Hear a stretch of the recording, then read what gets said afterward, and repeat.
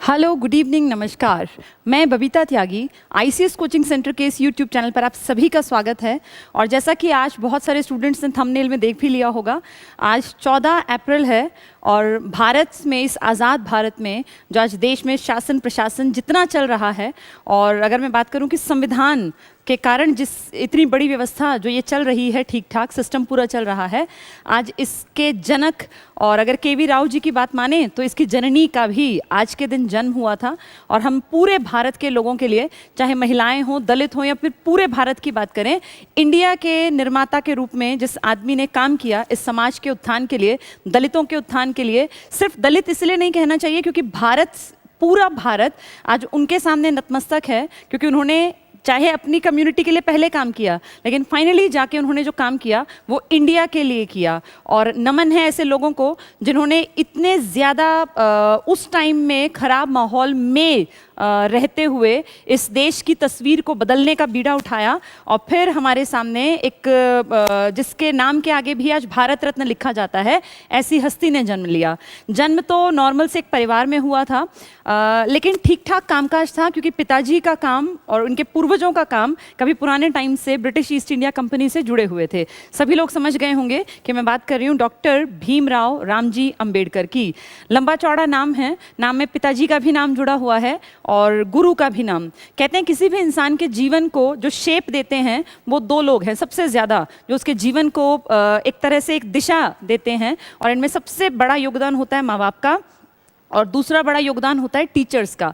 भीमराव, भीमा, इनकी मदर का नाम था भीमा, तो वहाँ से नाम पड़ा भीमराव, और रामजी इनके पिताजी का नाम था, और अंबेडकर इनके एक ब्राह्मण टीचर थे जिन्होंने ये देखा कि ये बच्चा सूरज की तरह कभी प्रकाशमान होगा और इसके जीवन में कभी अस्पृश्यता की वो बेड़ियाँ इसको जकड़ ना लें, तो उन्होंने एक तरह से इसके लाइफ को आगे प्रॉब्लम्स से बच सके उस सरनेम को बदल दिया, जिनसे कि इनकी पहचान उस टाइम में बड़े नेगेटिव तरीके से की जाती थी, और अपना खुद का सरनेम दिया अंबेडकर जी। तो ऐसे शिक्षकों को, ऐसे पेरेंट्स को भी नमन है जिन लोगों ने ऐसे बच्चे के उज्जवल भविष्य को देखते हुए स्टार्टिंग से कैसे परिवेश का निर्माण किया जहां जाके ये जाग पाए और अपने जैसे हजारों, लाखों, करोड़ों और आज के भारत के लोगों के हितों के लिए काम करने में ये सक्षम बन पाए। तो आज इनके बारे में पढ़ेंगे। और आज ये पढ़ाई कोई ऐसी नहीं है कि सिर्फ कॉम्पिटिटिव एग्जाम के लिए, ये ऐसी क्लासेस लेने का मेरा मकसद होता है कि कम से कम पढ़े लिखे लोगों में एक जागृति आए कि अंबेडकर जी ने क्या किया था, या भगत सिंह ने क्या किया, या चंद्रशेखर आज़ाद ने क्या किया,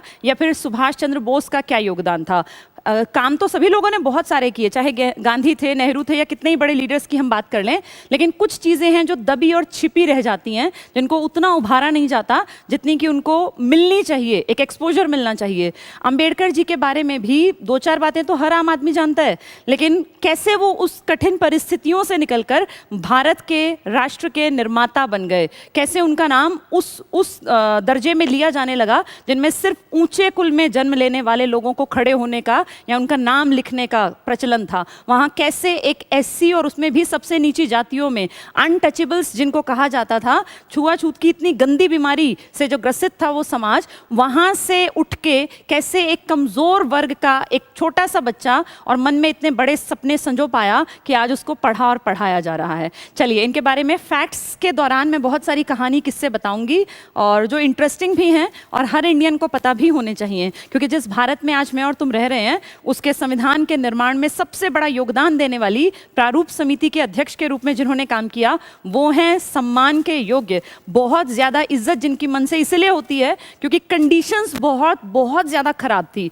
उनमें आगे आना ये दिखाता है कि उनका मनोबल कितना ज़्यादा था। अच्छे कुल में पैदा होकर अच्छे काम करना भी अच्छी बात है, लेकिन एक बिल्कुल नीची श्रेणी, एक बिल्कुल नीचे तबके से निकल के और इस लायक बन जाना, ये अपने आप में बहुत ज़्यादा बड़ी बात है। इसको कंपेयर अगर करते हैं तो देखते हैं कि वो जो लोग कहते हैं ना, आजकल जो लोग, बहुत सारे स्टूडेंट्स हैं, बहुत सारे लोग मिलते हैं कि जी हम गरीब हैं, हम ये नहीं कर सकते।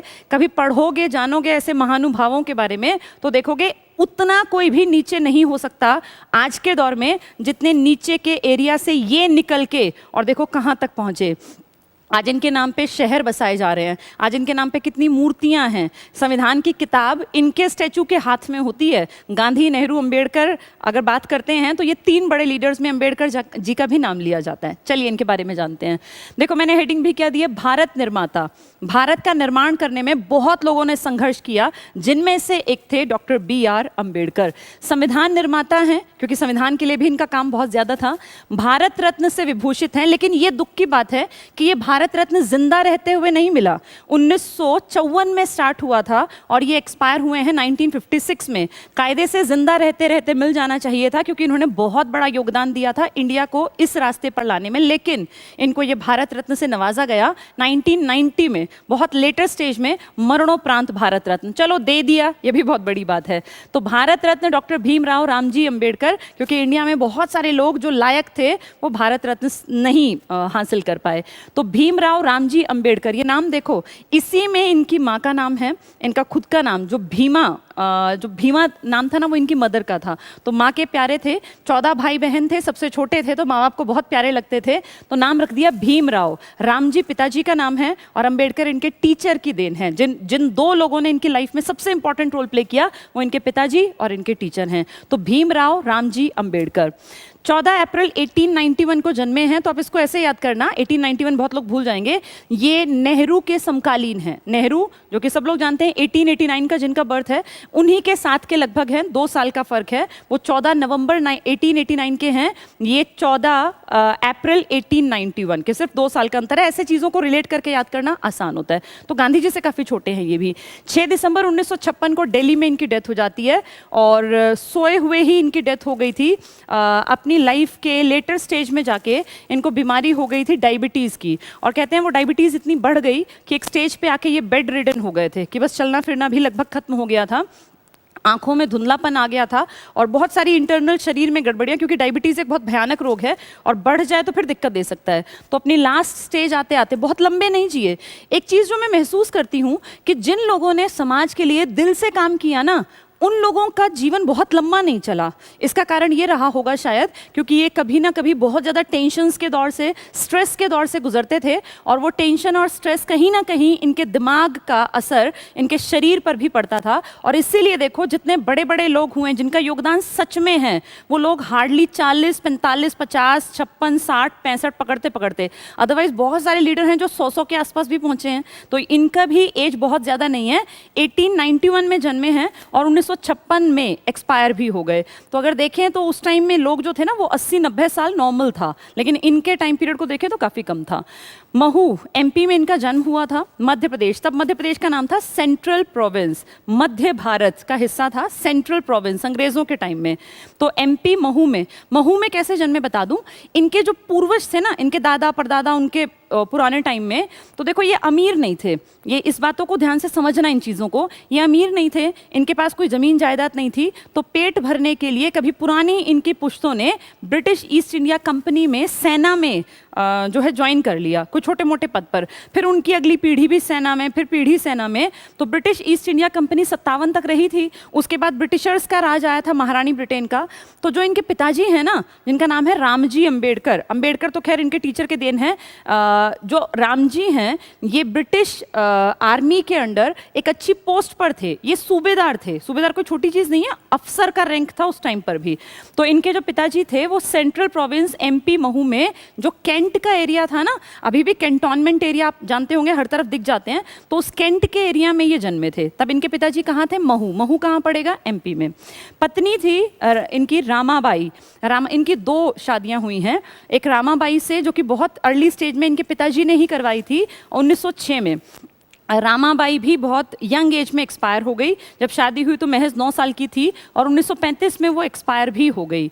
तो इनकी पहली पत्नी है रामाबाई, और जब बाद में ये थोड़ा फेमस हो गए और ये अपना जो इन्होंने अचीवमेंट हासिल की, उसके बाद लाइफ के लेटर स्टेज में 1948 में इन्होंने शादी की थी एक ब्राह्मण महिला से जो डॉक्टर थी, जिनका नाम था शारदा। इनसे शादी करने के बाद उनका नाम पड़ गया सविता अंबेडकर। तो 1948 वाली जो शादी है ना, ये ब्राह्मण महिला क्या है? डॉक्टर है, डॉक्टर सविता अंबेडकर। और जो पेरेंट्स ने शादी कराई थी उस टाइम तो बहुत यंग एज में शादी होती थी, तो ये लगभग 15-1 साल के थे जब इनकी शादी हुई, तो वो हुई थी रामाबाई से। तो इनकी 2 शादियां हैं, रामाबाई और सविता अंबेडकर। सविता अंबेडकर काफ़ी पढ़ी लिखी महिला थी।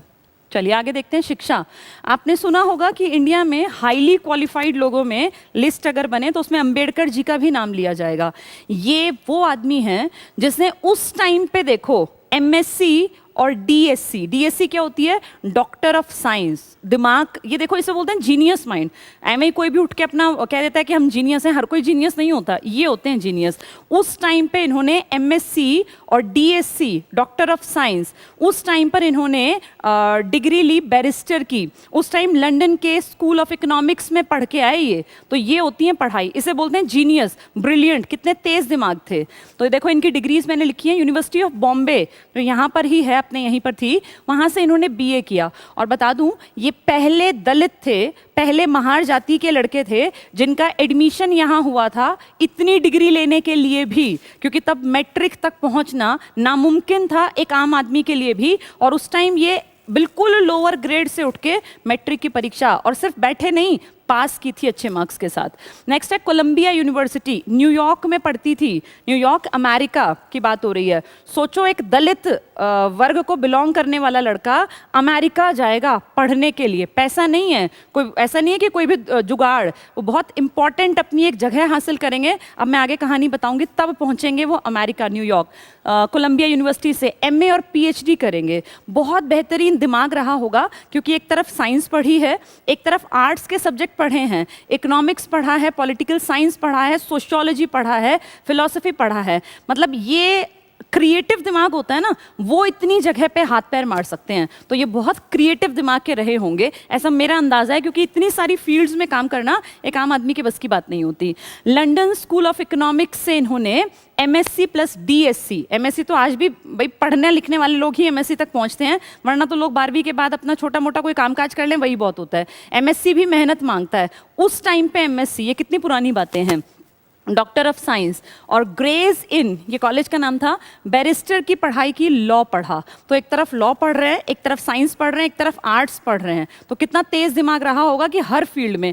कहते हैं 32 डिग्री थी इनके पास टोटल। अब ये लिखित में कहीं नहीं है कि वो कौन सी डिग्री थी, लेकिन हाईली क्वालिफाइड थे, इसमें कोई दो राय नहीं है, बहुत ज़्यादा पढ़े लिखे आदमी थे। इनके पिताजी का नाम था रामजी सकपाल। सकपाल इनका सरनेम था, लेकिन बाद में जो एक गांव को बिलोंग करते थे ना, उस गांव को इनके पिताजी ने, भीमराव रामजी, उनके गांव का नाम लिखा। फिर उस टीचर ने, जो ब्राह्मण था, उन्होंने गांव का नाम कहा, ये बड़ा मुश्किल है बोलना, तो गांव का नाम हटा के मैं अपना नाम दे देता हूँ। प्रिंसिपल को कहा कि मेरा नाम इस बच्चे के नाम के साथ लिख दीजिए। ये बहुत बड़ी बात थी कि कोई ब्राह्मण किसी उस टाइम पे जो बहुत लोअर ग्रेड में गिनी जाती हो जाति पाति, उसके लड़के को अपना नाम दे रहा है। ये उस टीचर का भी बड़प्पन था। तो देखिए इनके पिताजी का नाम रामजी सकपाल, माँ का नाम भीमाबाई। यहीं से हैं ये भीम राव रामजी अंबेडकर, उन टीचर के कारण। तो रत्नागिरी महाराष्ट्र महार जाति के हैं, ये इनका गांव था। लेकिन जन्म कहाँ हुआ है? एमपी के महू में, सेंट्रल प्रोविंस में, क्योंकि पिताजी कैंट में उस टाइम पे सूबेदार थे आर्मी में। चलिए नेक्स्ट देखते हैं। इनके पूर्वज, जो इनके दादा परदादा थे, वो ब्रिटिश ईस्ट इंडिया कंपनी में कभी छोटे मोटे से मुलाजिम हुआ करते थे, क्योंकि खाने कमाने का जरिया नहीं तो नौकरी छोटी मोटी करनी पड़ती थी। पिताजी ब्रिटिश इंडियन आर्मी में थे, और मैंने बताया महू कैंट में, तो महू कैंट देखो लिखा है।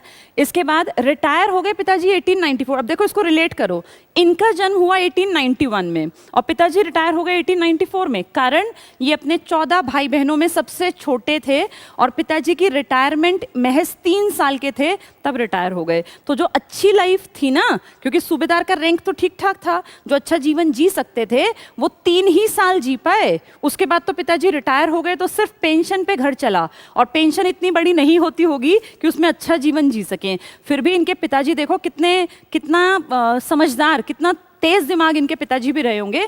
उस पेंशन से भी अपने बेटे के लिए किताबें लाके देते थे। और मैं देख रही थी, एक डॉक्यूमेंट्री थी इनके ऊपर। उस टाइम पे, उतने पुराने टाइम पे, इनके पिताजी पढ़े लिखे और समझदार आदमी थे, और वो आसपास के गाँव के लोगों को ना, रिटायरमेंट के बाद जब चले गए थे अपने गाँव में, वो देखो मैंने लिखा भी है, परिवार सतारा में चला गया था, तो वहाँ पे जो लोग पिछड़े जाति के थे तो उनको बैठा के बहुत अच्छी अच्छी बातें, बहुत अच्छी कहानियाँ सुनाया करते थे। और अपनी जाति पाति के भी ऊंचे दर्जे पे जिन लोगों ने कभी पुराने टाइम में काम किया, उन सब के बारे में बातें बताते थे।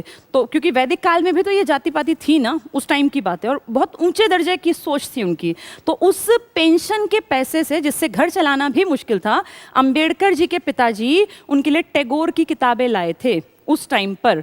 और उस टाइम पर उन्होंने शेक्सपियर का के जो लेख ये थे ना, ड्रामा वगैरह, ये पढ़ने के लिए दिए थे। तो आप ये देखो, उतने खराब माहौल में जब पेट भरने के भी लाले पड़े हुए हों और पिताजी बच्चे के लिए गिफ्ट में क्या ला रहे हैं, किताबें। ये होता है दिशा देना, कि उस बच्चे का दिमाग इतना अच्छा पॉजिटिव डायरेक्शन में मोड़ रहे थे पिताजी और एक अच्छा टीचर, कि वो बच्चा आज यहाँ पढ़ाया जा रहा है। आज वो इतना बड़ा आदमी बन चुके थे वो, कि उनको हम पढ़ और पढ़ा रहे हैं। चलिए आगे देखते हैं। तो महज 3 साल बाद पिताजी रिटायर हो जाते हैं और फिर ये आके कहाँ बस जाते हैं, सतारा। बहुत छोटे थे तभी माँ का साया सिर से उठ गया, और जब माँ का साया सिर से उठ गया ना, तो परेशान भाई, बच्चा 5-6 साल के थे, ज़्यादा बड़े तो थे नहीं। तो उस टाइम पे फिर पिताजी ने दूसरी शादी की। इनका मन घर परिवार से एकदम से उठ गया। तो इनको लगा कि भाई पिताजी ने, जैसे माँ के कपड़े वो नई माँ जो पहनती है, तो इनको चुभता था। और खुद इनकी उसमें ऑटोबायोग्राफी में है ये बात कि इन्होंने एक बार प्लान किया कि मैं, जो घर में एक कोई ताई जी या इस तरह के कोई बड़ी लेडी थी, उनके पास कुछ पैसे थे, तो रात में कहते हैं पोटली उनकी उठा के और ये चले गए घर छोड़ के। बच्चा, छोटा सा बच्चा, लेकिन रास्ते में जाके जब इन्होंने वो पोटली खोली तो उसमें सिर्फ आधा आना मिला। उस टाइम जो हमारी मनी थी ना, वो आने और इनमें हुआ करती थी, आधा आना। तो वो छोटा सा बच्चा उस आधे आने को देख के सोचता है कि मैं तो सोचता था कि मेरा घर बहुत अमीर है, क्योंकि पिताजी शुरू में तो सूबेदार थे ना, लेकिन ये आधा आना देख के उसको लगता है कि मैं कितने गलत रास्ते पे था और मुझे तो इस घर में सहारा बनना चाहिए, और मैं कहाँ गलत रास्ता पकड़ गया कि मैं घर छोड़ के भाग रहा था पैसे चुरा के। वापस आ गए, बोले मैं नहीं जाऊँगा, मुंबई जाने का प्लान था। फिर वापस आए और कहा पढ़ाई में मन लगाऊंगा, और वो एक छोटी सी घटना ने इनका जीवन की दिशा पूरी बदल दी, और फिर ये जम के पढ़ने लग गए। जब स्कूल में गए तो इल ट्रीटमेंट मिला। जो ये महार जाति के तो स्टूडेंट्स को पढ़ने का मौका ही नहीं मिलता था। इनको सिर्फ इसलिए मिल पाया क्योंकि इनके पिताजी जो थे ना, वो सेना में थे, तो उनको थोड़ा सा एक उस चीज़ का फ़ायदा मिला। स्कूल में नाम लिखवा दिया गया 2 भाइयों का, इनका और इनके बड़े भाई का। 14 में से कहते हैं 3 भाई बचे थे और 2 बहनें, बाकी सब एक्सपायर हो गए थे बचपन में ही। तो इनका और इनके बड़े भाई का नाम लिखवाया गया। जब ये क्लास में पहले दिन गए तो क्लास में जाके जैसे ही घुस के बैठ गए, अब इनको क्या पता, 7-8 साल के रहे होंगे, 5-7 साल के, तो वहाँ सारे बच्चे जो बैठे हुए थे ना, हंसी मजाक कर रहे थे। तुरंत से जैसे ही ये जाके बैठे, सारे उठ के भाग गए और पीछे खड़े हो गए। और फिर बैठे नहीं, वो टीचर आया, पीछे बैठ के खड़े रहे। टीचर ने कहा भाई खड़े क्यों हो, तो सबने इशारा किया कि ये। तो टीचर का भी व्यवहार इतना गंदा था, इतना खराब था कि उन्होंने इनको खड़ा किया और कहा क्लास से बाहर बैठोगे, क्योंकि तुम महार जाति के हो। इनको क्लास में बैठ के पढ़ने नहीं दिया जाता था, क्लास के बाहर की तरफ बैठाते थे, और इनके बैठने के लिए स्कूल की तरफ से कोई व्यवस्था नहीं थी, टाट पट्टी भी नहीं थी। अपने घर से एक खराब सी बोरी टाइप का कुछ लाते थे, उस पर बैठते और लपेट के फिर ले जाना पड़ता। और इतना भर नहीं, इससे भी घटिया, जो टीचर ने भी कहीं कोई कमी नहीं वो की। टीचर ने क्वेश्चन पूछा, ये तेज दिमाग थे, पिताजी पढ़े लिखे थे, घर से पढ़ा के भेजते थे। टीचर ने पूछा 7 और 5, पूरी क्लास में किसी को नहीं आता था, बच्चे थे ना उस टाइम छोटे। तो कोई कह रहा है 9, कोई कह रहा है 15, तो इन्होंने 7 और 5 का बिल्कुल एग्जैक्ट हाथ उठा रहे हैं। फिर टीचर ने पूछा नहीं, इनको आता था। फिर दोबारा टीचर ने कोई सवाल पूछा तो पूरी क्लास शांत है, किसी को नहीं आता। वो अपर कास्ट के बच्चे बैठे हुए हैं और पीछे अंबेडकर जी बार बार हाथ उठा रहे हैं। बच्चा ही तो है छोटा, लेकिन टीचर ने नहीं पूछा। अब ये खड़े हुए और इन्होंने कहा गुरुजी जब मुझे आंसर आता है तो आप क्यों नहीं पूछ रहे हैं। तो गुरुजी ने कहा तो चुपचाप बैठ जा, जैसे बाहर बैठा होता है कि बैठ जा चुपचाप, बैठने को सुनने को मिल रहा है ये गनीमत समझ, क्योंकि तुम इस लायक भी नहीं हो कि तुम क्लास की बातें सुन भी सको। तो वहाँ मन में लगा कि यार गलत है। घर गए, पिताजी को कहा कि मैं नहीं जाऊँगा स्कूल। तो पिताजी ने कहा यही तो बदलना है, जिस चीज़ से तू परेशान है बेटा, उसी को, व्यवस्था को बदलना है। और मुझे विश्वास है कि तू बदल सकता है, क्योंकि तेरे अंदर वो क्षमता है, तू पढ़ लिख के आगे बढ़ सकता है। इतनी बुरी हालत थी। ये सब इनकी ऑटोबायोग्राफी में है जो मैं आपको बता रही हूँ। इन्होंने एक जगह इंसिडेंट में लिखा है कि जब स्कूल जाते थे ना, जो थोड़ी सी भी नीची जात के बच्चे थे, उन सबको पानी पीने का अधिकार नहीं था। उनको पानी पीने वाली जगह जाना है तो पियोन, चपड़ासी जो था ना स्कूल का, वो ऊपर से पानी को गिराएगा और ये नीचे उसको हाथ में भर भर के पीते रहेंगे। किसी दिन अगर चपड़ासी छुट्टी पर है तो पूरा दिन बिना पानी के काट देगा बच्चा। 6, 7, 8 साल के बच्चे पूरा दिन भूख, मतलब प्यासे बैठे रहेंगे स्कूल में। क्यों? क्योंकि आज स्कूल का चपड़ासी नहीं आया। इतना ज्यादा भेदभाव, मतलब इनका ट्रीटमेंट जो था इल ट्रीटमेंट था। इनको साथ खिलाते नहीं थे। बच्चे जो आपस में खेल रहे हैं ना उस टाइम पे, तो इनको कोई नहीं पूछता था। बहुत ज्यादा इल ट्रीटमेंट। लेकिन मन में ये था कि मैं इस चीज को बदलूंगा। जिस चीज को फील किया ना, उसको बदलने का टारगेट बना लिया। तो ऐसे ऐसे इनकी लाइफ देखो कैसे कैसे बदली है। कोई भी इंसान जैसा भी है ना बच्चों, आज भी तुम मैं हम सब जैसे हैं, हम सब परिस्थितियों के कारण यहाँ तक पहुँचे हैं। इन परिस्थितियों में पेरेंट्स का बहुत बड़ा योगदान होता है, हमारे दोस्तों का बहुत बड़ा हाथ होता है, हमारे टीचर्स का बहुत बड़ा हाथ होता है। सब लोग मिलके एक शेप देते हैं एक बच्चे के भविष्य को, और जितना सुंदर काबिल समाज होगा उतनी सुंदर भविष्य की कल्पना की जा सकती है। इसीलिए कहते हैं कि एजुकेशन समाज को बदल सकती है, क्योंकि बच्चा अगर सही डायरेक्शन पकड़ लेगा तो समाज अपने आप परिवर्तित होगा। सिर्फ भाषण देने से कभी कोई नहीं बदलता, ये परिस्थितियां हैं जो इंसान के चरित्र का निर्माण करती हैं। चलिए आगे बढ़ते हैं। स्कूल देखो, नो पीएन नो वाटर, अगर चपड़ासी नहीं आएगा तो पानी भी पीने को नहीं मिलेगा। हालत देखो जरा, गर्मी के मौसम में चपड़ासी छुट्टी तो कभी भी मार सकता है और पूरा दिन प्यासे बैठे रहेंगे बच्चे। या तो पढ़ना है तो ऐसे पढ़ लो वरना भाग जाओ। उन कंडीशंस में पढ़ने का जज्बा पैदा करना अपने आप में बहुत बड़ी बात है।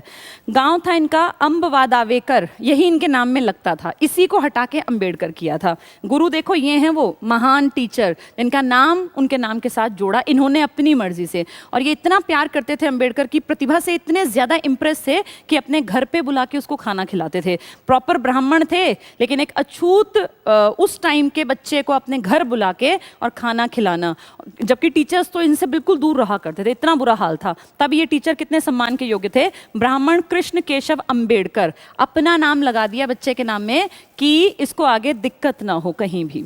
नेक्स्ट देखो, 1897 बंबई चले गए पढ़ने के लिए, एल्फिंस्टन हाई स्कूल में, यूनिवर्सिटी ऑफ बॉम्बे। मैंने बताया ना बॉम्बे यूनिवर्सिटी से इन्होंने एग्जाम पास किया, तो यही वो स्कूल है। और ये पहला एक ऐसा स्टूडेंट था अपनी कास्ट को बिलोंग करने वाला जो यहाँ तक पहुँचा। फर्स्ट है ये जिन्होंने इस हाई स्कूल में, बहुत रेप्यूटेड स्कूल था, जिनको यहाँ एडमिशन मिला। इससे पहले इनकी जाति पाति में कोई यहाँ तक सोच भी नहीं सकता था, और ये पढ़ने का और पास होके निकले वहाँ से। दादा केलुस्कर, बहुत अच्छा है ये, बहुत बढ़िया कैरेक्टर थे। इनके बारे में थोड़ा सा बता दूँ, दादा केलुस्कर के बारे में ना अलग अलग कहानियाँ हैं। अब ऑथेंटिक कौन सी है मुझे नहीं पता, मैं तुम्हें बता देती हूँ जो मुझे सही लगी पढ़ के।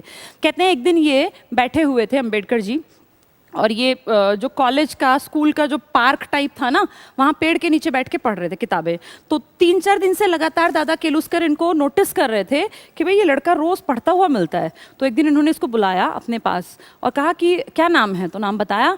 वो समझ गए कि भाई ये एससी होंगे, जैसे बातचीत से उनको लगा कि भाई ये कोई इस तरह का लड़का है जो बहुत लायक है, लेकिन वो बैठ नहीं रहे थे। एक्चुअली इन्होंने कहा बैठ जाओ, तो इन्होंने मना किया, क्योंकि दादा केलुस्कर जो है वो बहुत बड़े समाज सेवी थे, लेखक थे, उनको सब जानते थे। तो फिर इन्होंने कहा कि बेटा मैं सबको बराबर मानता हूँ, तुम बैठो मेरे पास। बैठाया, फिर कहा कि पूछा भाई कैसे कैसे तुम यहाँ पहुँचे, पूरा सब कुछ जान के। फिर इन्होंने कहा कि तुम यहाँ क्यों पढ़ते हो, यहाँ तो लोग आते हैं जाते हैं, तुम डिस्टर्ब होते होगे, लाइब्रेरी में चले जाओ, यूनिवर्सिटी की लाइब्रेरी में, कॉलेज की में। तो कहा कि वहाँ कोई घुसने ही नहीं देता, इतने लायक लड़के को जो अपनी जाति का पहला लड़का है उसको घुसने नहीं देते। और तो और हद देखो, ये कहा कि मैं संस्कृत पढ़ना चाहता था लेकिन एडमिशन नहीं दिया, बोले संस्कृत तुम्हारे लिए नहीं है, वो सिर्फ ब्राह्मण पढ़ेंगे। और इसीलिए इनको पर्शियन भाषा पढ़नी पड़ी।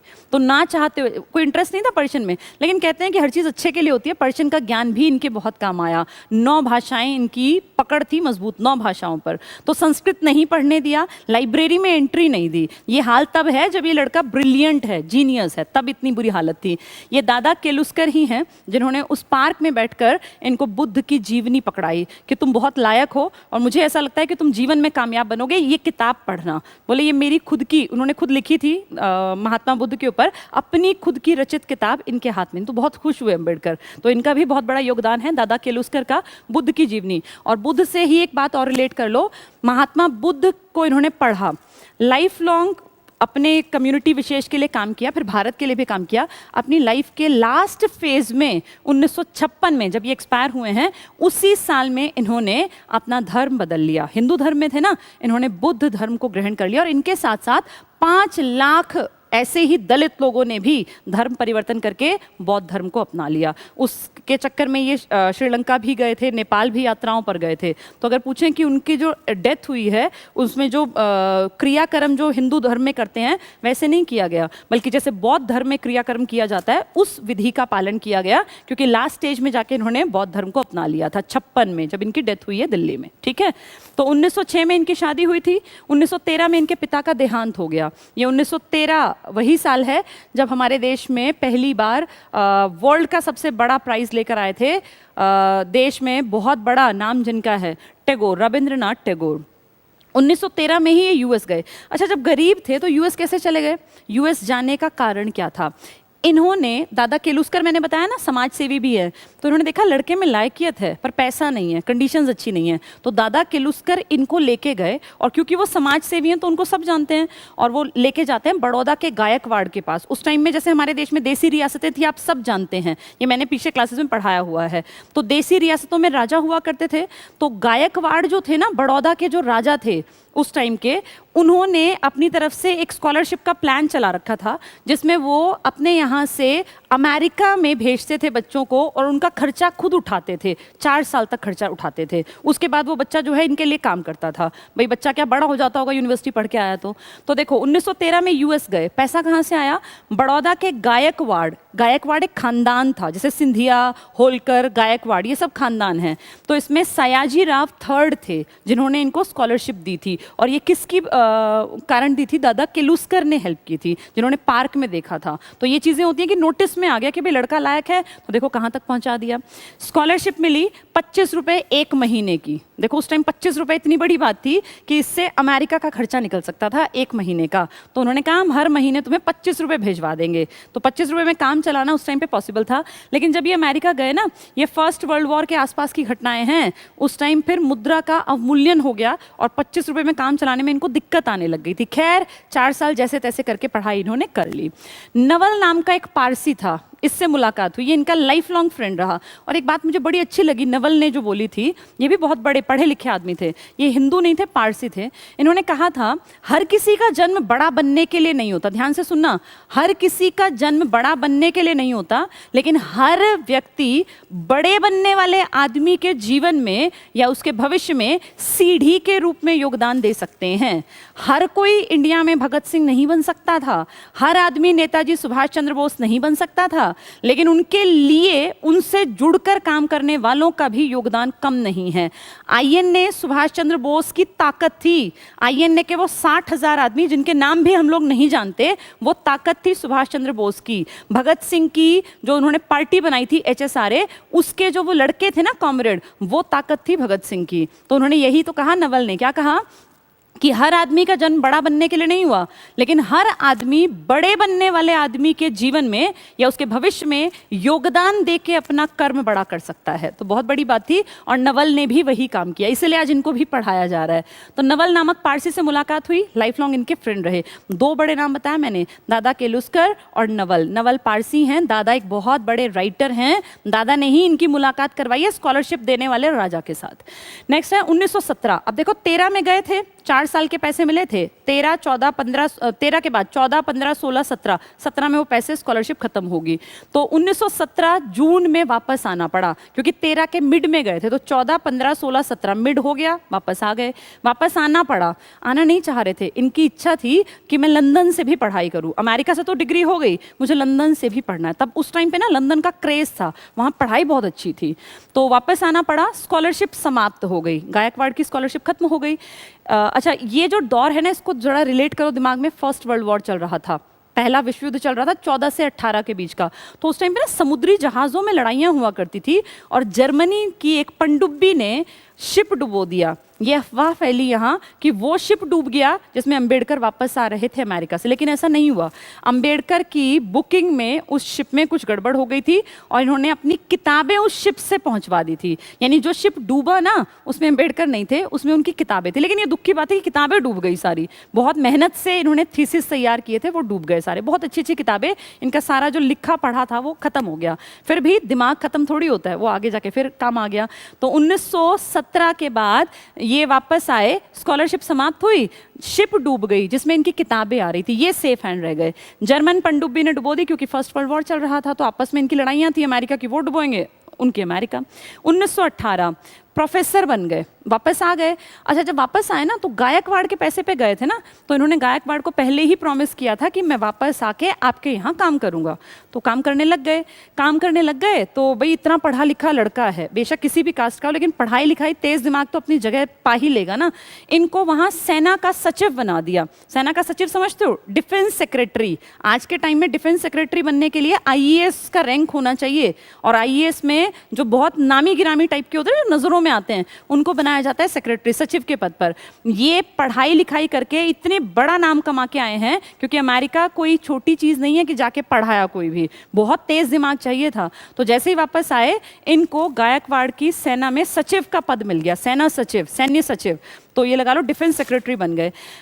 पद बहुत बड़ा था, लेकिन जो इल ट्रीटमेंट इन्होंने देखा ना, तो इनको खुद महसूस हुआ कि क्या फ़ायदा मेरी इन डिग्रियों का, क्या फ़ायदा इन किताबों का, क्योंकि लोग तो आज भी वैसा ही मुझे मानते हैं जैसा 20 साल पहले मानते थे।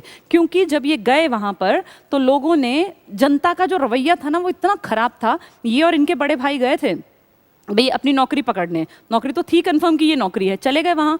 इनको कहीं पे ना रहने के लिए घर नहीं मिला, किराए का घर नहीं मिला, क्योंकि सब जात पात पूछते, बताते भाई मैं प्रमुख हूँ, जात पात पूछते कहते यहाँ जगह नहीं है, किराए के लिए घर नहीं मिला। इतनी बुरी हालत, कितनी कितनी रातें इन्होंने खुले में ऐसे ही कहीं कहीं लेट के गुजारी, तो कैसी हालत थी सोचो ज़रा।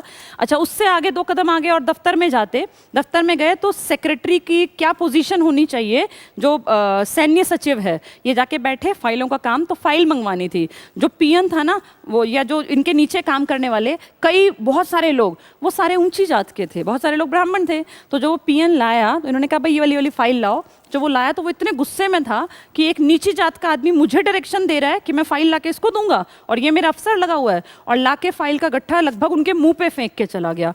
पानी पिलाने वाला कोई नहीं मिलता, इनका टेबल कोई साफ नहीं करता था।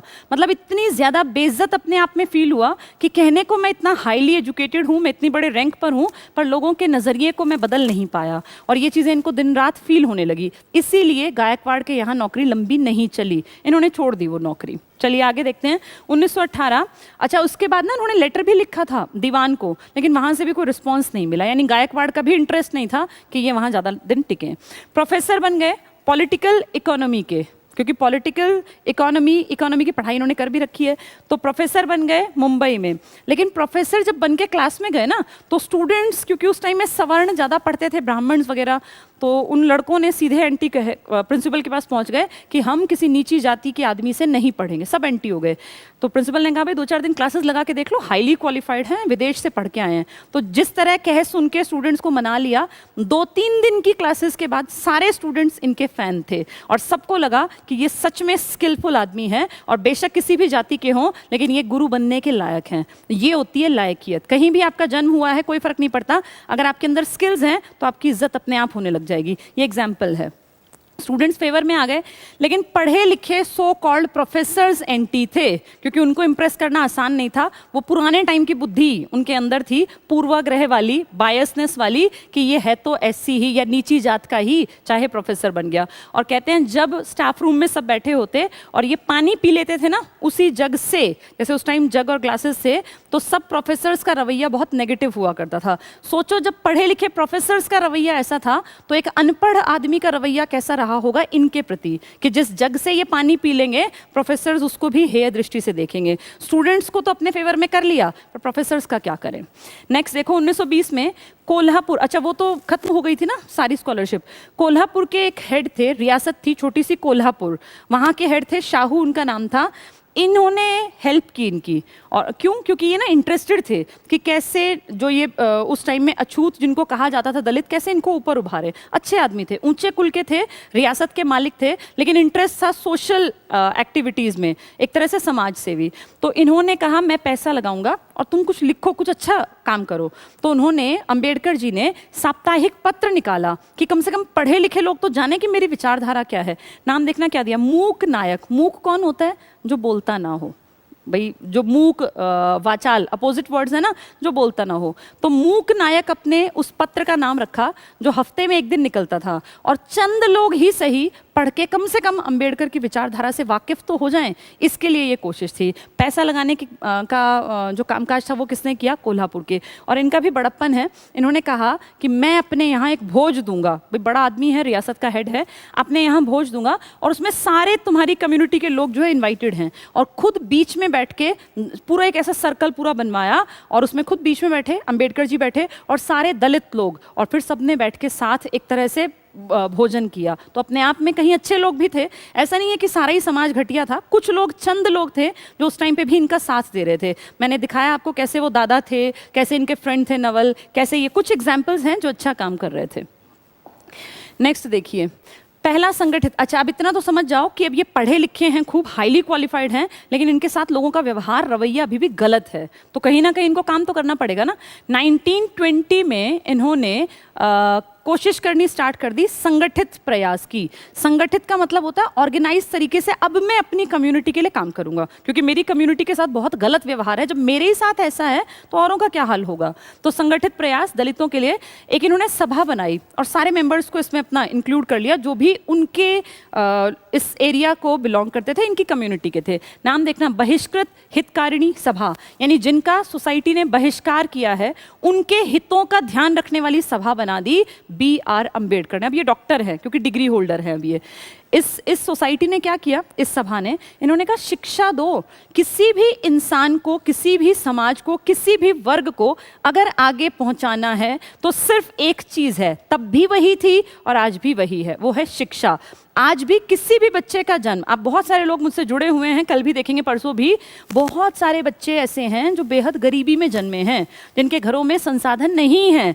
इसमें आपकी कोई गलती नहीं है, कोई कहीं भी पैदा हुआ इसमें उसका कोई योगदान, वो कुछ भी नहीं कर सकता था, लेकिन वो उस कंडीशन का बेस्ट यूज कैसे करे और वहाँ संसाधन नहीं होने पर भी जितने उपलब्ध हैं सीमित संसाधन, उनमें अपना बेस्ट कैसे निकाले। ये है इंसान की अपनी मेहनत और इसमें कोई दूसरा तुम्हारा साथ नहीं दे सकता। अपनी लाइफ को अच्छा बनाने की मेहनत हर एक को पर्सनल करनी पड़ती है और ये कब समझ में आती है, जब इंसान शिक्षा लेता है। कि शिक्षा, वो है ना कहावत कि शिक्षा एक ऐसा धन है जिसको कोई चोर चुरा नहीं सकता। कोई सामान लेके भाग जाएगा, कोई घर में चोरी कर लेगा, सोना चुरा लेगा, लेकिन ज्ञान तो सिर्फ हर इंसान की अपनी पर्सनल प्रॉपर्टी है। इंटेलेक्चुअल प्रॉपर्टी कभी कोई किसी की चुरा ही नहीं सकता। कोई किसी का स्टाइल कॉपी कर लेगा, कोई किसी का कंटेंट चुरा लेगा, लेकिन उसका पर्सनल जो एक प्रॉपर्टी है जिसको लगातार अगर वो बढ़ाता रहेगा तो कोई चोरी कर ही नहीं सकता। तो ये इन्होंने कहा शिक्षा दो, अपनी कम्युनिटी को हम पढ़ाएंगे, इनका सोशो इकोनॉमिक इंप्रूवमेंट करेंगे। इकोनॉमिक इंप्रूवमेंट कैसे होगा, जब इंसान पैसा कमाएगा। सोसाइटी कब बदलेगी, जब वो पढ़ी लिखी होगी। तो इन पे काम करने के लिए बहिष्कृत हितकारिणी सभा, ये पहला ऑर्गेनाइज संगठित प्रयास है B.R. अम्बेडकर जी का। इन्होंने ऑटोबायोग्राफी लिखी, अपनी आत्मकथा, किताबें बहुत लिखी, पढ़े लिखे इतने थे, ढेर किताबें लिखी हैं, पाकिस्तान के ऊपर भी लिखी है, रिडल्स ऑफ हिंदुइज्म, कई किताबें हैं इनकी फेमस। ऑटोबायोग्राफी है जिसमें अपने बारे में लिखा, कैसे मेरा बचपन था, जो जो कहानियां मैं सुना रही हूँ तुम्हें, ये सब उस ऑटोबायोग्राफी की ही देन है। तो वेटिंग फॉर अ वीज़ा, ये इनकी ऑटोबायोग्राफी का नाम है। जैसे गांधी जी ने लिखी है ना माई एक्सपेरिमेंट्स विद ट्रुथ, सत्य के साथ मेरे प्रयोग, जो कि गुजराती में ओरिजिनल लिखी गई थी, फिर ट्रांसलेट हुई थी इंग्लिश में। ऐसे ही इनकी किताब का नाम है waiting for a visa, visa जो कि मुझे विदेश लेके जाएगा। उसमें फिर पूरे अपने बचपन के किस्से बताए, जो सारे मैंने बताए हैं या कोई भी टीचर पढ़ाता है वो उसी की देन है। गायकवाड़ कैसे ये पहुँचे, उनसे कैसे इनको स्कॉलरशिप मिली, फिर वहाँ के लोगों का बर्ताव कितना खराब था, सब कुछ बताया है। इसके बाद 1946 में एक बुक लिखी, हु वर द शूद्रास। जैसे ये ना बहुत पढ़े लिखे थे, इन्होंने सब कुछ पढ़ा और फिर फाइनली इन्होंने कहा कि जो ये इंडियन समाज ने हमारी कम्युनिटी को शूद्र नाम दे दिया, ये एक्चुअल में शूद्र कौन है। और इन्होंने कहा, मैं जर्मन जो इतिहासकार है मैक्स मूलर, जिनकी थ्योरी है कि मध्य एशिया से होते हुए आर्य इंडिया में आए थे, मैं इसके ऊपर बिल्कुल इनके साथ जो है वो इस बात को नहीं मानता। और इन्होंने ये दलील दी, इन्होंने ये कहा कि मैंने जितनी चीज़ों को पढ़ा है मैं इस बात में 100% श्योर हूँ कि शूद्र कोई ऐसी जाति पाति नहीं थी, बल्कि शूद्र एक तरह से क्षत्रिय थे। बाद में जाके इनको शूद्रों को अलग से हटा दिया गया, एक तरह से बाइकआउट कर दिया, अदरवाइज शूद्र जो हैं वो क्षत्रियों से ही कहीं ना कहीं अलग हुए थे। ठीक है, ये इनकी किताब में लिखा है। संविधान में इनका बहुत बड़ा योगदान है। संविधान में क्या योगदान है, ये संविधान जो आज इंडिया जिससे चल रहा है इसके निर्माता कहलाते हैं। पूरा इंडिया कहता है कि father of Indian constitution is doctor B.R. Ambedkar, लेकिन K.V. राव जी कहते हैं सिर्फ पिता नहीं, जनक नहीं, ये माँ का दर्जा भी इन्हीं को दिया जाता है। एक आदमी की थ्योरी है कि ये माँ भी हैं और पिता भी हैं। तो संविधान के जनक और जननी ये किसने उपनाम दिया, K.V. राव जी ने। संविधान सभा के लिए चुनाव हुए थे, ये एक बड़ा इंटरेस्टिंग किस्सा है, अब लगे हाथ बता ही दूं। हमारे देश में संविधान सभा बनी, मैंने कैबिनेट मिशन बताया था, कैबिनेट मिशन आया था जिसमें 3 इंपॉर्टेंट आदमी थे। उसने हमें कहा था कि इंडिया के लिए संविधान सभा का गठन कर लो। उस टाइम में आबादी के अनुसार 389 लोग चुने गए थे जिनमें अलग अलग कम्युनिटी के लोग थे। तो उस टाइम पर जब ये चुनाव चल रहे थे ना, तो बड़े बड़े लीडर्स जो थे ये चुने जाने थे। अंबेडकर जी ने चुनाव में चुने जाने के लिए बम्बई से अपना नाम दिया। और मैं आपको सच्चाई बताऊं, ये क्योंकि सोशल प्लेटफॉर्म है, मैं खुल के उतना नहीं बता पाऊंगी, लेकिन आपको हिंट दे देती हूँ। जब इन्होंने अपना नाम दिया ना कि भाई मुझे बम्बई की सीट से लड़ना है, संविधान सभा का मेंबर बनना है, तो ये मान लो कि सारे बड़े लीडर एंटी थे और उन्होंने पूरा दम लगा दिया कि कुछ भी हो जाए बी आर अम्बेडकर जीतने नहीं चाहिए। हर एक आदमी ने कोशिश की, अपना पूरा जुगाड़ लगा दिया कि किसी भी कंडीशन में अम्बेडकर बम्बई की सीट से ना जीत पाए। मतलब एक तरफ अकेले ये और एक तरफ सारे बड़े लीडर्स थे कि ये हारने चाहिए, और वही हुआ, ये हार गए। लेकिन ये हार मानने वालों में से नहीं थे, इनके लिए तो बचपन से जूझ रहे थे ऐसी दिक्कतों से, कोई बात नहीं, हार गए, कोई दिक्कत नहीं। ये फेज में हुए थे ना चुनाव, एक दिन में थोड़ी हुए। अगला जो इलेक्शन के लिए अपना नाम दिया वो बंगाल की सीट से दिया। बंगाल आज वाला नहीं, बांग्लादेश आज वाला। वहाँ पे मुस्लिम लीग का बाहुल्य था, मैंने आपको बताया था। सिंध में, पंजाब में, बंगाल में मुस्लिम लीग का वर्चस्व था। यानी मुस्लिम लीग के एरिया में जब ये सीट पे खड़े हुए तो ये जीत गए। कितनी अजीब बात है ना। जब बम्बई की सीट से खड़े हुए तो इंडियंस, बहुत सारे बड़े बड़े लीडर्स एंटी थे। और ये सच में लिखा है किताबों में कि सबने पुरजोर कोशिश की कि कुछ हो जाए, अम्बेडकर राजनीति में नहीं आने चाहिए, इस स्टेज पर संविधान सभा के मेंबर ना बने। लेकिन जिसको बनना था वो बन के रहा। तो बॉम्बे की सीट से लड़े पर हार गए, या कह दो कोशिश से हरा दिए गए। बंगाल की सीट से लड़े, जीत गए। और जीत में कारण क्या था? मुस्लिम लीग का साथ मिला था। उस इलाके में कांग्रेस बाहुल्य नहीं था, मुस्लिम लीग का साथ था।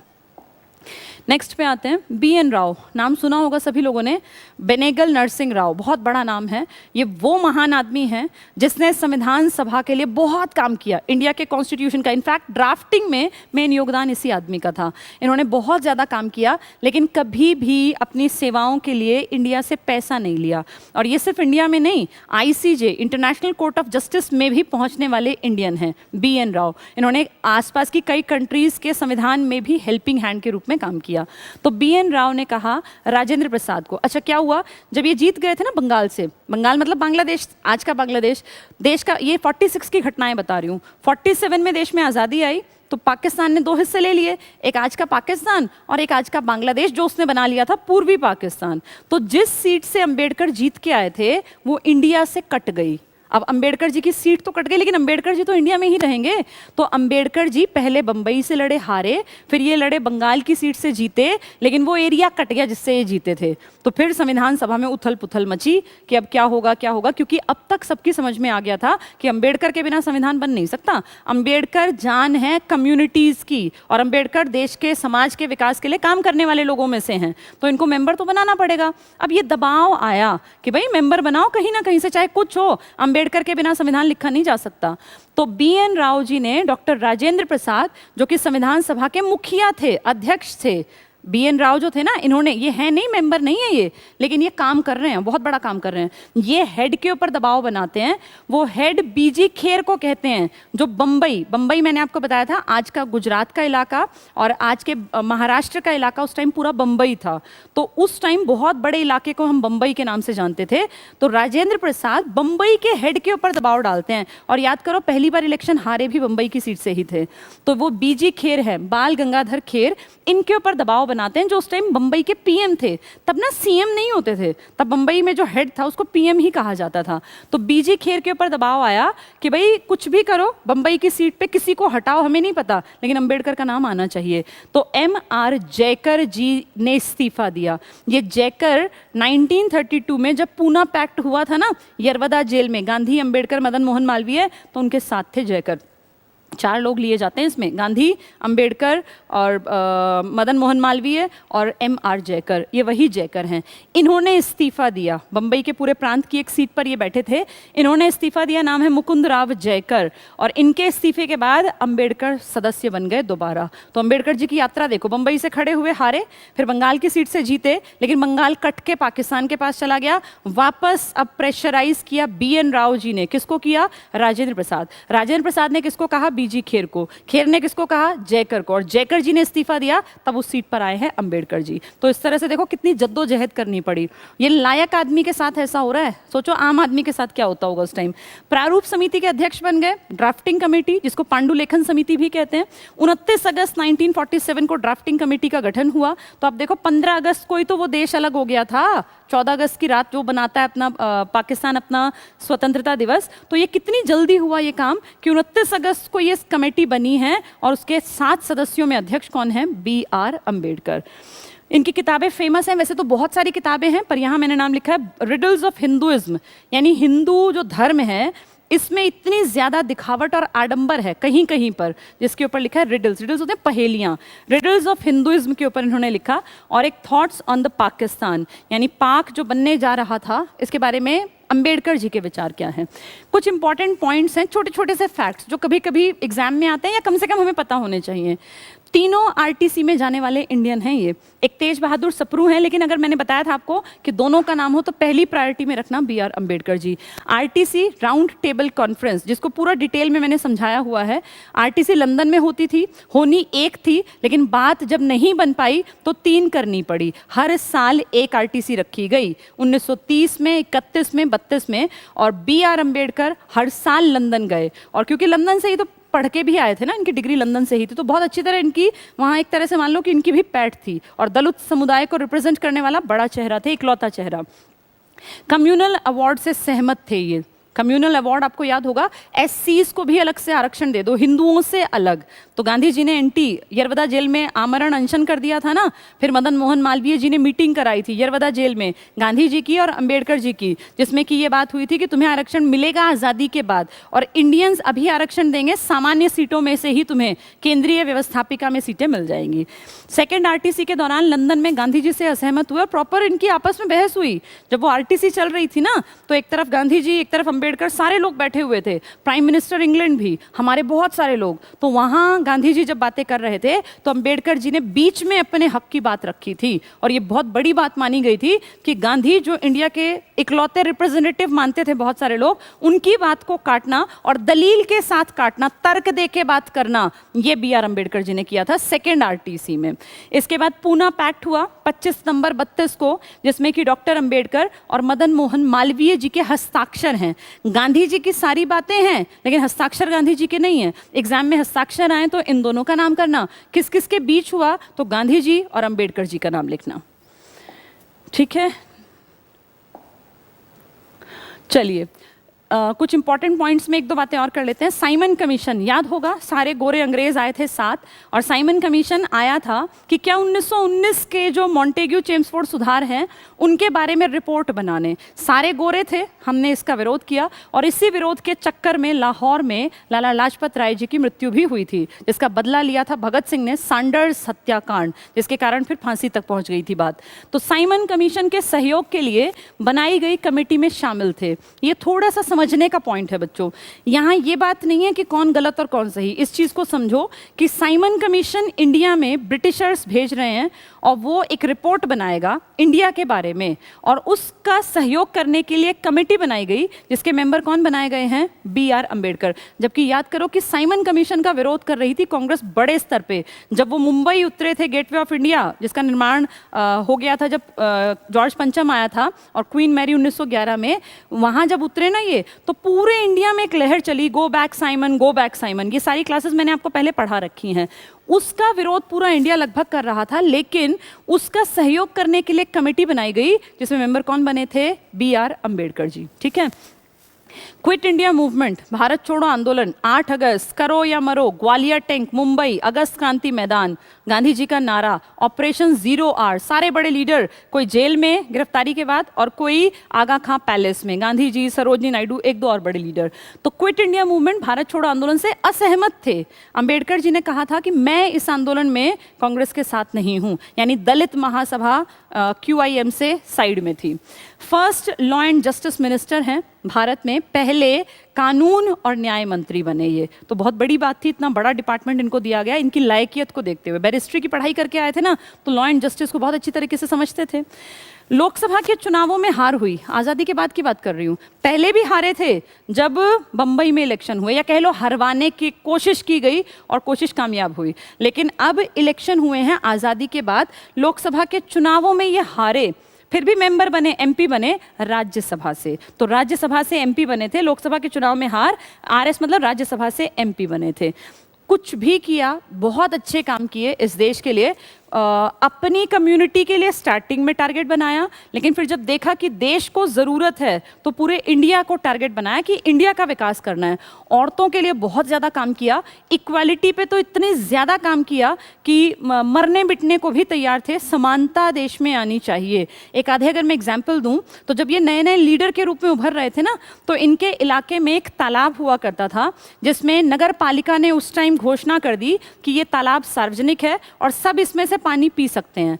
तो उस टाइम पर जो महार जाति के लोग थे, इनको वहाँ पानी पीने की मनाही थी, लिखित में आ गया, अखबार में आ गया, लेकिन लोग डरते थे। तो ये उस कैंपेन को लीड करके गए और कहते हैं कि कई 100 लोगों को लेके, जैसे वो जो पूरा तालाब था ना, उसके चारों तरफ ये लोग फैल गए, तालाब के चारों तरफ जनता जनता जनता खड़ी हो गई। और सबसे पहले जैसे सीढ़ियाँ टाइप थी, अंबेडकर जी उस तालाब के किनारे पे गए और उन्होंने पानी पिया, और जैसे इन्होंने पानी पिया तो सारे लोग आके यहाँ पानी पीने लग गए। ये पहली बड़ी कोशिश थी इक्वालिटी के लिए इनके पार्ट पर, जो संगठित थी। अंबेडकर जी की खुशी में सब लोग झूम रहे हैं कि भाई हम भी इक्वल हो गए, लेकिन जब ये लोग वापस गए तो अगले दिन एक बड़े ग्रुप ने, जो सवर्णों का था, बहुत ज़्यादा पिटाई की, बहुत सारे लोगों की, हाथ पैर तक तोड़ दिए गए। फिर अंबेडकर जी को लगा कि अब मुझे लड़ना पड़ेगा, फिर इनका गुस्सा एकदम से उफान पर आया और फिर इन्होंने इंडिया में इक्वालिटी के लिए बहुत सारे काम किए। एक आधा और एग्जाम्पल मुझे याद आ रहा है, एक मंदिर में, सवर्णों का मंदिर था, तो उसमें एंट्री नहीं थी, तो वहाँ ये हज़ारों अपने लोगों को लेके पहुँचे और इन्होंने बहुत अच्छे ढंग से वहाँ पर बिना ज़्यादा लड़े झगड़े और उनकी एंट्री की कोशिश की। लेकिन जब फाइनल स्टेज पे बात आई तो सवर्णों ने आगे बढ़ के गेट बंद कर दिया था। तो इस तरह की बहुत सारी घटनाएं हैं जिनके कारण इन लोगों के मन में आया, अंबेडकर जी के मन में, कि मुझे इस देश के लिए कुछ करना है। संविधान, महिलाएं, देश, बच्चे, हर किसी के लिए काम किया। इनकी जो कम्युनिटी थी ना, उसमें महिलाओं को साड़ी पहनने का एक अलग तरीका डिसाइड कर रखा था सवर्णों ने, कि वो उस तरह की ही साड़ियाँ पहनेंगी। तो इन्होंने अपनी यहाँ पे महिलाओं को कहा कि तुम्हारा जैसा मन करे वैसे तुम कपड़े, इन्होंने कहा जैसा तुम्हारा मन करे वैसे तुम पहनो कपड़े और तुम बिल्कुल फ्री हो। तो ये महिलाओं के मन में भी ये डाला कि तुम भी लायक बन सकती हो और तुम भी आगे बढ़ सकती हो, अपने अधिकारों की मांग कर सकती हो। ठीक है, चलिए, ये लगभग सारी चीज़ें मैंने आपको समझा दी। अब इतना सुनने के बाद जो मुझे लगता है स्टूडेंट्स के मन में विचारधाराएं बन गई होंगी। कुछ लोग सोच रहे होंगे कि गांधी जी गलत थे, कुछ लोग सोच रहे होंगे अंबेडकर जी का कुछ चीज़ें सहमत नहीं होने की है। मैं एक दो एग्जाम्पल दे देती हूँ। जैसे कुछ लोगों को लग रहा होगा कि गांधी जी ने दलितों के लिए कुछ नहीं किया, जैसा कि अंबेडकर जी ने कहा भी था। इस चीज़ में ना बच्चों, इसको ऐसे समझो कि किसी भी एक आदमी की विचारधारा पे अपना स्टैंड ना तुम्हें बनाना चाहिए ना मुझे। ये दो बड़े लीडर हैं, दोनों देश के विकास के लिए काम कर रहे हैं। गांधी जी पूरे देश को एक मान के काम करना चाहते हैं, लेकिन अंबेडकर जी का कहना है कि अगर आप इतना ही एक मानते हो तो 1909 में जब मार्ले मिंटो सुधार हुए और मुसलमानों को पृथक निर्वाचन दिया गया तो आप क्यों नहीं बोले, तब आप क्यों शांत बैठे रहे? 1919 में जब सिखों को निर्वाचन में अलग से योगदान मिला, उनको एक जगह मिली, तब आप क्यों नहीं बोले? आपको सिर्फ दिक्कत दलितों से है क्या, कि जब दलितों को पृथक निर्वाचन मिल रहा है तो आप बोल रहे हैं? महात्मा गांधी ने कहा ऐसा बिल्कुल नहीं है, मैं दलितों को अपना हिंदू ही मानता हूँ। और जो गांधी जी ने नाम दिया था ना हरिजन, जो कि अब बैन कर दिया है सुप्रीम कोर्ट ने 2020 से कि ये वर्ड अब यूज़ नहीं करना है, इसके भी खिलाफ थे अंबेडकर। अंबेडकर जी ने ये भी कहा था कि ये तो जानबूझ के हमें नीचा दिखाने के लिए कह रहे हो कि हम नॉर्मल नहीं हैं, हमें ये नाम नहीं चाहिए। जो कि किसने दिया था? गांधी जी ने। और गांधी जी ने कहा था कि मैं ऐसा बिल्कुल नहीं है, मैं तुम सबको अपने बराबर मानता हूँ और मैं एक यात्रा भी करूँगा। और गांधी जी ने एक, कहते हैं 20,000 किलोमीटर लंबी, बहुत मतलब किश्तों में यात्रा भी की थी, जिसमें SCs के लिए काफ़ी उन्होंने कोशिश की थी जोड़ने की। गांधी जी और अंबेडकर जी की विचारधारा अलग थी, जैसा कि हमेशा दो लीडर्स की होती है, चाहे वो सुभाष चंद्र बोस थे, चाहे वो भगत सिंह थे, चाहे अंबेडकर थे। ये विचारधाराओं की लड़ाई थी, गलत कोई भी नहीं था। अंबेडकर ने अपनी जाति के लिए स्टार्टिंग में बहुत काम किया और ये शुक्र मनाना चाहिए कि ऐसे दलितों के मसीहा इस धरती पर जन्मे, क्योंकि अगर ये नहीं होते ना तो ये कड़वी सच्चाई है कि शायद अभी तक दिमाग में लगी वो मैल की परत नहीं हट पाती। अगर इन्होंने अपनी कम्युनिटी के लिए काम ना किया होता तो शायद आज भी सवर्ण इस बात को नहीं समझ पाते कि इंसान का जन्म एक इंसान के रूप में होता है। ये जात पात तो बाद में आके हम लोग डिवाइड कर देते हैं। अंबेडकर जी बहुत हद तक ठीक थे, लेकिन कहीं कहीं इनका स्टैंड जो था ना, वो उस टाइम पे इनकी समझ क्या थी उसके ऊपर इन्होंने स्टैंड लिया। जैसे एक छोटी सी बात कर लेते हैं, मैंने भी डिस्कस भी किया, साइमन कमीशन। हर इंडियन साइमन कमीशन को लेके नेगेटिव सोच रखता है। हम सब जानते हैं भाई साइमन कमीशन ठीक नहीं था, क्योंकि साइमन कमीशन 100% इंडियंस के लिए जो रिपोर्ट बनाने वाला था वो नेगेटिव बनाने वाला था। 1919 के सुधारों के ऊपर आने वाली थी, तभी तो फिर चैलेंज दिया था कि अगर इतने ही लायक हो, गो बैक साइमन के नारे लगाते हो, तो अपने देश का संविधान लिख के दिखाओ जिससे सब सहमत हो, क्योंकि वो जानते थे कि इंडिया ऐसा संविधान बना ही नहीं सकता जिससे सब सहमत हो। उस साइमन कमीशन का हर आदमी विरोध कर रहा था, लेकिन उसके पक्ष में बनाई जाने वाली कमेटी के मेंबर कौन थे? अंबेडकर। कितनी अजीब बात है ना, ये अंबेडकर इसके तो साथ थे, लेकिन जिस संविधान को चैलेंज किया था इस कमीशन के बाद अंग्रेजों ने, उसी संविधान का निर्माण करने में सबसे बड़ा योगदान किसने दिया? अंबेडकर ने। यानी टाइम के साथ चीजों में निर्णय लेने की क्षमता इन सभी लीडर्स में शायद बहुत कूट कूट के भरी हुई थी, और कहीं जब जरूरत पड़ी तो ये जहां देखा कि चीजें ठीक नहीं है तो वहां उस हिसाब से ढलना भी इन लोगों को आता था। इसमें गलत और सही की बात नहीं है, ये आपकी अपनी समझ है, जैसा आपको ठीक लगे। मैंने आपको दोनों पक्ष बता दिए। अंबेडकर जी एक तरफ साइमन कमीशन के पक्षधर थे, क्विट इंडिया मूवमेंट में इंडियंस के साथ नहीं थे। दलितों को उन्होंने कहा कि हमें साथ नहीं होना चाहिए क्योंकि ये कांग्रेस की एक गलत तरीके की लड़ाई है जिससे वो सहमत नहीं थे। लेकिन फिर वहीं भारत की आज़ादी के बाद जिस ढर्रे पे हमें चलना था उसमें एक जनक के रूप में काम करने वाले भी अंबेडकर जी ही थे। तो ये अपने आप में बहुत बड़ी स्टैंड है, और ये विरोधाभास की बातें हैं। इससे ये पता चलता है कि ये सब लोग सोच समझ के चीज़ों को अलग अलग तरीके से देखते थे और अपनी ही चीज़ों में टाइम आने पर परिवर्तन भी देश के फायदे के लिए तुरंत कर देते थे। चाहे वो गांधी रहे हों, जिन्होंने पहले कहा था कि मैं कभी भी हिंसा के पक्ष में नहीं हूँ, लेकिन 42 में उन्होंने कहा करो या मरो। ये सेम बात भगत सिंह पहले भी तो कह रहे थे, ये सेम बात पहले सुभाष चंद्र बोस भी तो कह रहे थे, लेकिन टाइम आने पर उन्होंने ये स्लोगन यूज़ किया। ऐसे ही अंबेडकर जी कभी कांग्रेस के पक्ष में थे, कभी कांग्रेस के विपक्ष में थे, कभी अंग्रेजों के पक्ष में थे, कभी अंग्रेजों का डटकर मुकाबला भी अंबेडकर जी ने किया। तो आज की क्लास जो थी ये सिर्फ एक ये मान लीजिए कोई एग्जाम के पॉइंट ऑफ व्यू से मैंने नहीं ये तैयार किया था सब कुछ, ये एक समझ आप लोगों की डेवलप हो कि ये देश कैसे बना, किन लोगों ने योगदान दिया। और अंबेडकर जी को याद करने का जो मुझे लगता है सबसे बड़ा कारण होना चाहिए वो ये कि कैसे खराब परिस्थितियों में भी उभर कर कोई आदमी इतना ऊंचा मुकाम हासिल कर सकता है कि वो देश के इतिहास में स्वर्णिम अक्षरों में अपना नाम अंकित कर जाए।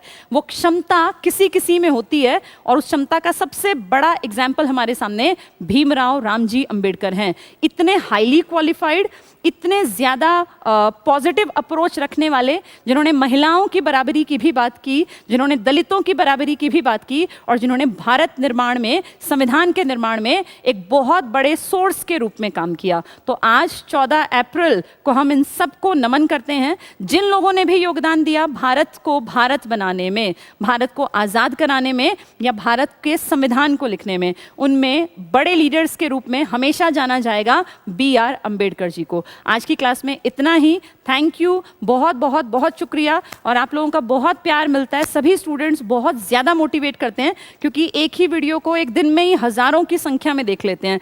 मेरी कल वाली वीडियो मेरे ख्याल 40,000 प्लस ने देख ली है। अच्छा ठीक है, सर बता रहे हैं 5300 स्टूडेंट्स लाइव थे। बहुत बहुत शुक्रिया बच्चों, और ये चीज़ें हमारे लिए एज मोटिवेशन काम करती हैं। 5000 प्लस लोग अगर देख रहे हैं तो उम्मीद करती हूँ ये विचारधारा आगे तक जाएगी। और मैं ये नहीं कहती कि मेरे विचारों से तुम अपनी सोच को डेवलप करो, नहीं, तुम अपनी एक विचारधारा बनाओ। और हम वैसा, देखो इन्होंने भी क्या कहा, एजुकेशन। मैं जितने दिन से आपको हिस्ट्री पढ़ा रही हूँ, अगर आप नोटिस कर पा रहे हो, चाहे गांधी थे, चाहे भगत सिंह थे, चाहे सुभाष चंद्र बोस थे, और चाहे BR अंबेडकर, हर किसी ने कहा है शिक्षा समाज में परिवर्तन लाएगी। चाहे कम्युनिटी का विकास करना हो, चाहे किसी खास जेंडर का विकास करना हो, चाहे इस देश का विकास करना हो। मैं भी ये बात सेम कह रही हूँ, हर आदमी को ये बात समझनी है कि इस देश को अगर कोई बदल सकती शक्ति है तो वो शिक्षा है। और शिक्षा वो रटंतु वाली नहीं, शिक्षा वो जो आपके दिमाग का ढक्कन हटा दे और आपको अलग अलग दिशाओं में सोचने के लायक बना दे। आप स्किल्स डेवलप करें अपने अंदर, और एक सुंदर अच्छे भारत का निर्माण करने में आप और मैं और जितने इंडियंस हैं हम सब सहयोग दें, तब हो सकता है भारत विश्व गुरु बन जाए। तो आज के लिए इतना ही। 14 अप्रैल को जय भीम के नारे के साथ, उद्घोष के साथ आज की क्लास को एंड करते हैं। थैंक यू इतनी देर सुनने के लिए। Good night.